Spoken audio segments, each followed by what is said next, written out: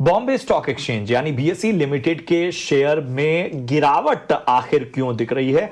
पूरी रिसर्च के साथ मेरी सहयोगी आशीषा अधवरियो जुड़ चुकी हैं, लेकिन अब जो दबाव है उसके क्या फैक्टर्स हैं? बिल्कुल, आज 5% की गिरावट के साथ बीएसई निफ्टी 500 के टॉप लूजर्स में शामिल है। जेफरीज की रिपोर्ट आई है जहां उन्होंने स्टॉक को डाउनग्रेड किया है, टारगेट प्राइस तो बढ़ाए हैं 2,850 रुपए से बढ़ाकर 3,500 रुपए प्रति शेयर किया है, लेकिन उन्होंने अपना आउटलुक नीचे किया है, तो डाउनग्रेड किया है स्टॉक को। जो पहले होल्ड की राय दी थी वो अब घटाकर अंडर परफॉर्म की राय दी है।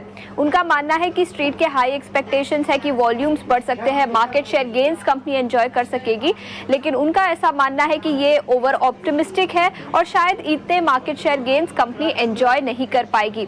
वैल्यूएशंस की बात करें तो वैल्यूएशंस काफ़ी स्ट्रेच्ड है, रिस्क रिवॉर्ड अब अनफेवरेबल नज़र आ रहा है उनके हिसाब से, और उनका मानना है कि नियर और मीडियम टर्म रिस्क को कंपनी और मार्केट फैक्टर इन नहीं कर रही, तो उनका नज़रिया काफ़ी पॉजिटिव है, जिसके चलते उन्होंने डाउनग्रेड किया है बीएसई को।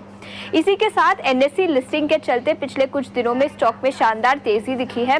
याद रखें, एनएसई की लिस्टिंग के चलते कंपनी के एक वैल्यूएशन ट्रिगर मिल सकता है, जिसके चलते पिछले 6-7 महीने की ही बात करें तो स्टॉक में शानदार तेजी दिखी है। एनएसई का कोलोकेशन केस था जिसमें सेबी ने अब क्लीन चिट दे दी है, जिसके चलते भी स्टॉक में तेजी दिखी थी। स्टॉक के मूव्स की बात करें तो आज करीब 5% की गिरावट है, लेकिन पिछले एक महीने में स्टॉक 30% तक बढ़ा है। पिछले 6 महीने में 60% तक के मूव्स दिखे हैं और ईयर टू डेट बेसिस पर देखें तो स्टॉक करीब डबल हो चुका है। इनफैक्ट अगर इससे भी ज़्यादा लॉन्गर ट्रेंड देखें तो लिस्टिंग के बाद भी शानदार तेज़ी इस स्टॉक में दिखी है, लेकिन आज जेफरीज की रिपोर्ट के चलते, जहां पर उनका मानना है कि मार्केट शेयर गेन्स इतने अच्छे नहीं हो सकते, वैल्यूएशंस भी एक्सपेंसिव है, स्टॉक में करीब 5% की गिरावट दिखी है। शुक्रिया करेंगे आशीषा इस अहम जानकारी के लिए। तो तमाम बातें, कौन से ट्रिगर्स हैं, कौन से फैक्टर्स हैं जो इस दबाव की वजह बन रहे हैं, वो हमने आपके सामने रखा। अक्षय, जरा बीएसई लिमिटेड पे राय दीजिए। जैसा मैंने पहले कहा कि जिस तरह से इस पूरे स्टॉक में एक जबरदस्त रिटर्न का पूरा गणित रहा है, उसमें वो थमता हुआ नजर आ रहा है। ऊपर से ब्रोकरेज की भी जो रिपोर्ट है वो जाहिर सी बात है इस दबाव को सपोर्ट करती हुई नजर आती है। बताइए क्या रणनीति रखनी चाहिए यहां से?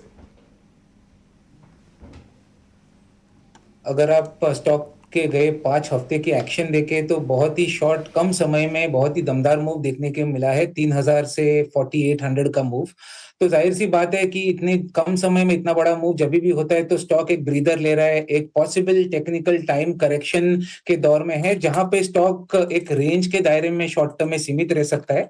तो एक रेंज बाउंड का दौर रहेगा जहां पे 4,200 का lower end of the base शायद बने स्टॉक में, और ऊपर में 5,000 का रेजिस्टेंस रहे। तो इसको आपको वापस अगले मोमेंटम राउंड के लिए एक्यूमुलेशन करना है। शायद अगले 8-10 दिन ये रेंज के दायरे में सीमित रह सकता है स्टॉक। ओवरऑल व्यू पॉजिटिव होने के चलते मैं कहूंगा जिनके पास है उनको होल्ड करना है। स्टॉप लॉस 3,800 रहेगा।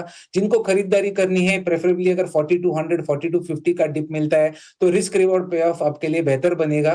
ओवरऑल मेरा टारगेट एरिया है कि शॉर्ट टू मीडियम टर्म में स्टॉक 5,250 से 5,400 तक टारगेट छू सकता है।